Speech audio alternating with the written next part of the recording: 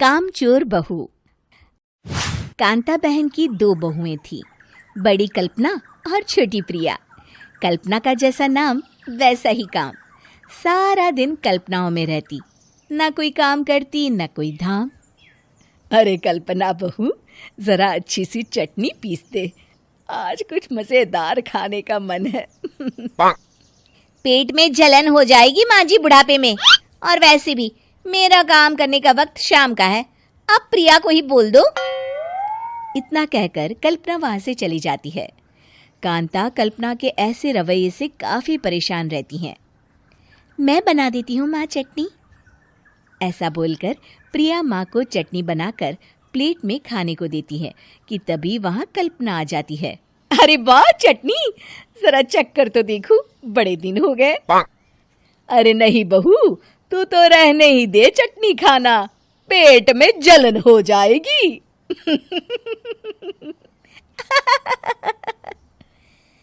इतना कहकर कांता और प्रिया दोनों हंसने लगते हैं। कल्पना सारा दिन या तो मोबाइल में यूट्यूब देखती या फिर सोती रहती। उसका कमरा भी बिखरा और गंदा रहता। एक दिन कल्पना का पति अशोक उससे कहता है, अरे कल्पना, जानवर भी उस जगह को साफ कर लेता है जहां वो बैठता है, तुम तो इंसान हो, कैसे इतने गंदे कमरे में रह लेती हो? देखो सारा सामान यहाँ वहां बिखरा पड़ा है। ज्यादा अपनी माँ का बोल ना बोलो। हाँ, कमरा तुम्हारा भी तो है, गंदा लग रहा है तो साफ कर लो। पता नहीं तुम्हारे साथ मैं कैसे जिंदगी बिताऊंगा। इतना कहकर अशोक वहां से चला जाता है। कल्पना बस खाना खाने कमरे से बाहर आती और फिर से कमरे में चली जाती। इससे कांता बहन काफी परेशान रहती। एक दिन प्रिया कांता से कहती है, माँ, मैं सारा दिन काम करके थक जाती हूँ, आप कल्पना दीदी से कहिए ना कि सुबह और शाम का काम बांट ले। मैं तो अब सिर्फ एक वक्त का ही काम करूँगी। हाँ। अरे तू वो भी ना करना, एक बहू तो कामचोर थी ही, दूसरी भी आ गई काम ना करने के बहाने लेकर। तभी वहां प्रिया का पति रमेश आ जाता है। माँ, मैं देख रहा हूँ भाभी कोई काम नहीं करती, प्रिया सारा दिन घर और रसोई का काम करती है, अब कुछ करो ना माँ। कांता मन में कुछ सोचती है और कल्पना के पास जाती है। कल्पना फोन पर मेकअप करना देख रही होती है। कल्पना, तुम सारा दिन बस मोबाइल देखती हो, घर का कोई काम भी कर लिया करो। प्रिया सारा दिन काम करके थक जाती है, आज से मैंने फैसला किया है, एक वक्त का काम तुम करोगी, सुबह का खाना तुम बनाओगी और रात का प्रिया। आप लोगों ने काम को हवा बना रखा है। अरे पता नहीं थोड़ा सा ज्यादा काम करने में आप लोग घबरा क्यों जाते हैं। और हाँ, बहुत ज्यादा प्रिया की तारीफ मत करिए मेरे सामने, बड़ी बहू तो मैं ही रहूंगी। मैं कुछ नहीं जानती, कल सुबह मुझे वक्त से खाना चाहिए, रसोई में आ जाना, वरना कल से तुझे खाना नहीं मिलेगा। अगली सुबह कल्पना रसोई में नहीं आती है। वो देर से सोकर उठती है और बाहर आकर कहती है, अरे भूख लगी है, आज खाने में क्या है? इतनी देर हो गई, आज किसी ने मुझे उठाया भी नहीं, पता नहीं कहाँ है सब। कल्पना को घर में कोई नहीं दिखता। वो रसोई की तरफ जाती है जहां बड़ा सा ताला लगा होता है। अरे रसोई में ताला? ओ, मैं तो भूल ही गई थी। माँ ने आज से सुबह का खाना मुझे बनाने को कहा था। हे भगवान, इतने लोगों का खाना बनाना क्या आसान है? तभी घर के सारे सदस्य बाहर से वापस आते हैं। वाह माँ जी, मजा आ गया छोले भटूरे खाकर। मेरे मुंह में तो अभी भी स्वाद आ रहा है। अरे कल्पना, तेरे भरोसे रहते तो हम तो भूखे ही रह जाते। कल्पना को बहुत गुस्सा आ जाता है। अब बहुत हो गया, आज से मैं अपनी रसोई अलग कर रही हूँ, मैं अपना खाना खुद बना लिया करूंगी। कल्पना अपनी रसोई अलग कर लेती है, पर आए दिन उसका देर से उठना और काम न करने की आदत से वो भूखी ही रह जाती थी। उसी के सामने घर के लोग अच्छे अच्छे पकवान खाते और कामचोर कल्पना को जैसे तैसे ही खाना बनाकर खाना पड़ता। पर एक दिन तो हद ही हो गई। माँ, दीदी आज सुबह से कमरे से बाहर नहीं निकली, हमें जाकर देखना चाहिए। सो रही होगी कामचोर कहीं की, पर तुम कहती हो तो चलो देख लेते हैं उसे। कल्पना कमरे में पेट पकड़कर बैठी होती है। हाय मेरा दर्द, पेट दर्द के मारे मर रही हूं मैं।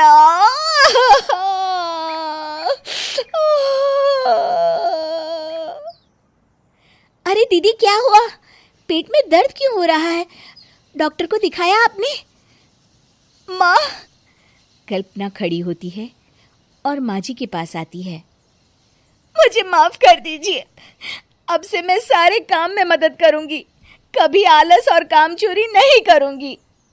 हाँ, वो तो ठीक है, लेकिन अचानक क्या हो गया जो तू काम करने को तैयार हो गई? कामचोर कल्पना। माँ, लगातार बासी और उल्टा पुल्टा खाना खाने के कारण मेरे पेट में इन्फेक्शन हो गया है। काम न करना पड़े इसलिए मैं 2 दिन का खाना एक दिन ही बना लेती थी। बासी और खराब खाना खाने के कारण लेने के देने पड़ गए। पेट में दर्द हो रहा है। चलो अच्छा हुआ, देर आए दुरुस्त आए। उमा जी की बहू पिंकी को गप्पे मारने की बहुत आदत थी। वो जब भी किसी के बारे में बातें करती तो बड़े बड़े गप्पे फेंका करती। आसपास के सब लोगों को पता था कि पिंकी बहुत बड़ी गपोड़ी बाज है। लोग उसकी बात पर विश्वास नहीं किया करते थे, लेकिन हाँ, उसकी बातें सुन सुनकर हंसते बहुत थे। अरे बहू, पड़ोस वाली शर्मा जी है ना, उनकी बेटी का जन्मदिन है, तुम भी चली जाना। ठीक है मम्मी जी, ये तो बता दो गिफ्ट में लेकर क्या जाना है? अरे लेकर क्या जाना है, 250 का लिफाफा दे देना, बस काफी है। अरे मम्मी जी, अच्छा लगेगा क्या? पड़ोसी हैं हमारे, हमें कुछ बड़ा लेकर जाना चाहिए। अरे बहू, इतना काफी है। जानती हैं आप, मेरे मायके में जब पड़ोस में किसी की बर्थडे होती थी ना, तो मम्मी कुछ ना कुछ गोल्ड का ही देकर भेजती थी। पड़ोसी के बर्थडे में सोना? कैसी बातें करती हो। और नहीं तो क्या, आपकी तरह थोड़ी ना लिफाफा पकड़ा दिया। पिंकी शर्मा जी की बेटी के जन्मदिन में चली जाती है। अरे आज तो बड़ी सुंदर लग रही हो साड़ी में। जी मैं तो लहंगा पहनकर आने वाली थी, मम्मी जी नहीं मानी। अरे बेटा, बर्थडे पार्टी में तो साड़ी चल जाती है, मेरा मतलब कोई शादी थोड़ी ना है। कैसी बात कर रही हैं आप आंटी जी? मेरे मायके में तो छोटे छोटे फंक्शन भी हम लोग लहंगा बनवाते थे बुटीक से, डिजाइन करवाकर। चाहे पड़ोस में किसी का जन्मदिन हो, मेरी मम्मी हमेशा बुटीक से नया लहंगा डिजाइन करवाती थी। मैंने तो ऐसा कहीं नहीं देखा, ये तो तुमने आज बड़े कमाल की बात बताई। अरे जाने दीजिए, कोई बात नहीं। और बताइए, आपकी बेटी नजर नहीं आ रही? अरे भाभी, मैं यहाँ हूँ, ये देखिए मेरा ड्रेस कैसा लग रहा है? ठीक ही है, मतलब बर्थडे के हिसाब से थोड़ा हल्का है ना। अरे भाभी, इतना सुंदर गाउन पहना है मैंने। मैं ना शादी से पहले अपने बर्थडे पर हमेशा जरी वाला लहंगा पहना करती थी, यही मैं तुम्हारी मम्मी को भी बता रही थी। इसके बाद केक काटने का प्रोग्राम शुरू होता है। सब लोग इकट्ठे हो जाते हैं। शर्मा जी की बेटी का केक देखकर पिंकी से रहा नहीं जाता। उसके अंदर का गपोड़ी बाज बाहर निकल कर आ जाता है। अरे इतना छोटा सा केक! अरे बेटा, मेहमानों के हिसाब से ही है, जितने लोग इतना बड़ा केक। आंटी जी, कम से कम 4 या 5 मंजिल वाला केक तो बनाना चाहिए था। आपकी बेटी का बर्थडे रोज रोज थोड़ी ना आता है।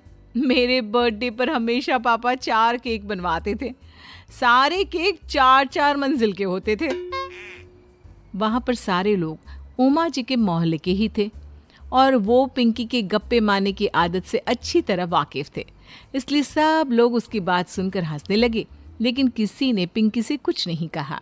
एक दिन सुबह सुबह पिंकी ने अपनी सास से कहा, मम्मी जी, मेरे मम्मी पापा मुझसे मिलने के लिए यहाँ आ रहे हैं। अरे वाह, ये तो बहुत अच्छी बात है, उनके आने की तैयारी करो, अच्छा अच्छा खाना बनाओ। वैसे कब तक आएंगे? मम्मी जी फ्लाइट से आ रहे हैं, कल शाम को 4 बजे की फ्लाइट है। फ्लाइट? लेकिन बेटा तेरा मायका तो यहाँ से 2 घंटे की दूरी पर है। तेरे मम्मी पापा फ्लाइट से कब से आने लगे? अरे मम्मी जी, आपको पता नहीं है, मेरे मम्मी पापा ना आधे घंटे की दूरी के लिए भी फ्लाइट का टिकट बुक करवाती है। अरे गप्पे थोड़े कम मारा करो बहू। कोई फ्लाइट से तब आएगा ना जब यहाँ पर एयरपोर्ट होगा। तुम्हारी मम्मी क्या उड़कर आएगी घर में? अरे हाँ मम्मी जी, मैं तो भूल ही गई थी। वो क्या ना, मेरे मम्मी पापा हमेशा फ्लाइट से ही ट्रैवल करते हैं, तो मेरे दिमाग से ही निकल गया था। अगले दिन पिंकी के मम्मी और पापा पिंकी से मिलने के लिए उसके घर आते हैं। आइए आइए जी, आपका बहुत बहुत स्वागत है। और समदन जी, हमारी बेटी की कोई शिकायत तो नहीं ना? ठीक से संभाल लिया है ना आपका घर? अरे मेरी बहू बहुत समझदार है, घर का काम बहुत अच्छे तरीके से करती है। बस थोड़ा ज्यादा बोलने की आदत है उसे, आपको परेशान करती होगी ना? बात तो आपकी सही है, उसकी थोड़ा ज्यादा नहीं बहुत ज्यादा बोलने की आदत है। लेकिन कोई बात नहीं, आपकी बेटी दिल की बहुत अच्छी है, बस थोड़ा बोलती ही तो ज्यादा है। पिंकी बेटा इधर आओ, देखो तुम्हारे मम्मी पापा आए हैं। तुमने इनके लिए खाना तो बना लिया ना? वो क्या है ना मम्मी जी, आपसे एक बात कहनी थी। हाँ हाँ बोलो बहू, क्या बात है? डरने की कोई जरूरत नहीं। वो मम्मी जी, मैंने सोचा मम्मी पापा आए हैं तो खाना बाहर से मंगवा लेती हूँ। अरे कोई बात नहीं बेटा, वैसे भी तुम किचन में काम करने लग जाती तो अपने मम्मी पापा से बात कब करती। बहुत अच्छा किया। अब तुम अपने मम्मी पापा के साथ बैठकर आराम से बात करो, मैं अंदर जाती हूँ। शाम का वक्त जैसे ही दरवाजे की घंटी बजी, 3-4 लोग हाथों में खाने के बहुत सारे पैकेट लेकर उमा जी के घर पहुंच गए। अरे भाई कौन है आप लोग? लगता है गलत पते पर आ गए। नहीं नहीं माँ जी, हम तो खाने का ऑर्डर डिलीवर करने आए हैं, यहीं से बुकिंग मिली थी। अरे नहीं नहीं, आपको कोई गलत फहमी हुई है। हमारे यहाँ तो 2 ही मेहमान आए हैं। आपके हाथ के पैकेट देखकर लगता है इसमें 50 लोगों का खाना है। माँ जी आपने सही समझा, खाना तो इसमें 50 लोगों का ही है, क्योंकि हमें ऑर्डर यहीं से 50 लोगों का मिला है। अरे लेकिन इतना सारा खाना, कहीं मेरी बहू ने अपनी गप मारने की आदत के चलते ऐसा तो नहीं कर दिया? ये खाना आप रख लीजिए और हमें हमारे पैसे दे दीजिए। अच्छा वैसे कितने का बिल बना है?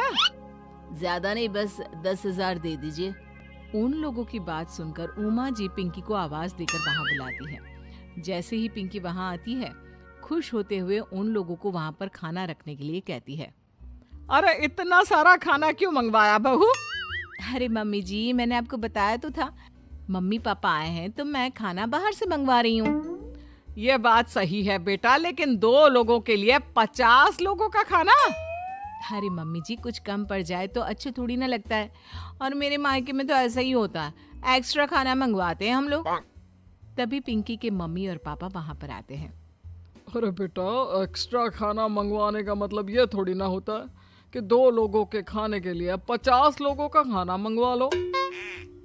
और बेटा, तुम्हारी गप मारने की आदत के चलते 10,000 का बिल आया है, तुम्हें नहीं लगता ये गलत है? देखो बहू, बढ़ा चढ़ाकर बातें करना अपनी जगह, लेकिन इतनी बड़ी बड़ी फेंकना भी गलत है ना। पहली बात तो इतने सारे पैसे लगे, और दूसरी बात खाना वेस्ट होगा। आप लोग ठीक कहते हैं, मैं आज के बाद अपनी इस आदत को कंट्रोल करने की कोशिश करूंगी और अब से गप थोड़ी कम मारा करूंगी। पिंकी की बात सुनकर सब लोग हंस। कानी बहू। किशोरी लाल जी के बेटे राघव की शादी की बात जगह जगह चल रही थी, लेकिन किशोरी लाल जी को कोई लड़की पसंद ही नहीं आती थी, और उसकी एक ही वजह थी, किशोरी लाल जी का लालची होना।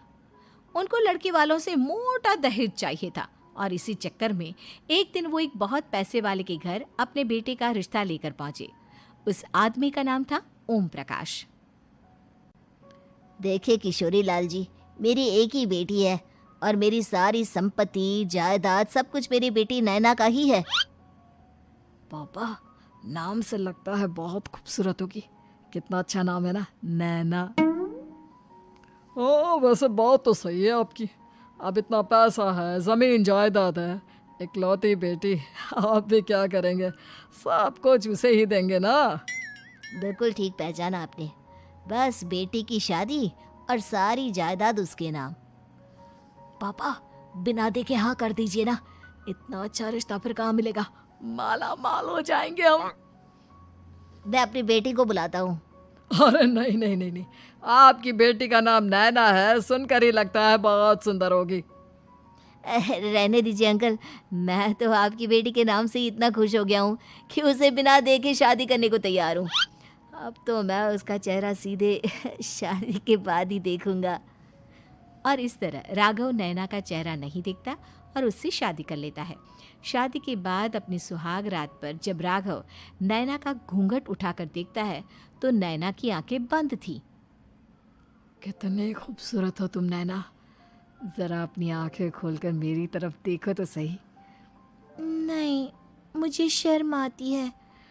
अरे मैंने तुम्हें शादी से पहले भी नहीं देखा, और अब अगर तुम आंखें खोलकर मुझे देखोगी भी नहीं तो मुझे अच्छा कैसे लगेगा। इससे पहले कि नैना अपनी आंखें खोलकर राघव की तरफ देखती, अचानक से लाइट चली गई और राघव नैना को पूरी तरह से देख भी नहीं पाया। अगली सुबह नैना राघव के लिए नाश्ता बनाकर लेकर आई। अरे ये क्या, आधा पराठा सीका हुआ है और आधा बिल्कुल कच्चा, ये तुमने क्या किया नैना? बहू, तुमने क्या आधा पराठा तवे से नीचे लटका कर रखा था, जो आधा सिका है और आधा कच्चा? मुझे जितना दिखेगा उतना ही तो सीखूंगी ना पापा जी। जहाँ जहाँ मुझे नजर आ रहा था वहाँ मैंने सीख लिया, जहाँ जहाँ नहीं दिखा वहाँ कच्चा रह गया होगा। इसका क्या मतलब है? ये कैसा मजाक कर रही है तुम? अरे बहू, तुमने इतना लंबा घूंघट क्यों लगाया हुआ है? देखो, हमारे घर में बहुओं को बेटी की तरह रखा जाता है, और फिर तुम तो इतना सारा माल लेकर आई हो। देखो, ये घूंघट डालकर रखने की कोई ज़रूरत नहीं है। हाँ नैना, पापा जी ठीक कह रहे हैं, तुम तो आराम से रहो, अपना ही घर समझो। नैना अचानक से अपना घूंघट उठा लेती है। अरे ये क्या पापा, नैना की तो एक आंख फूटी हुई है। नाम से नैना, लेकिन ये तो कानी बहू निकली। मेरे साथ धोखा हुआ है, धोखा। बिना दिखाए अपनी कानी लड़की मेरे संग ब्याह दी, मुझे कानी बीवी नहीं चाहिए।